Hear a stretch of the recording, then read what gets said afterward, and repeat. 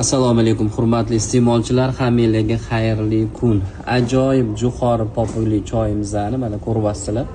Albatta bu o't qopini, jigarni tozalashga, badandagi har xil shishlarni yo'qotishga yordam beradi.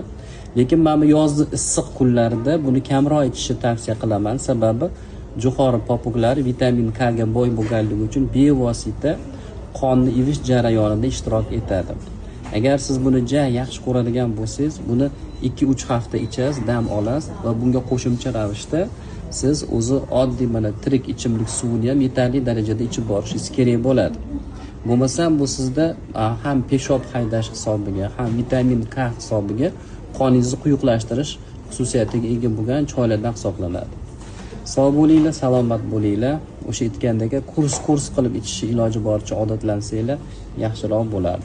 Albatta qoni suyuq insonlarga bu ko'proq to'g'ri keladi.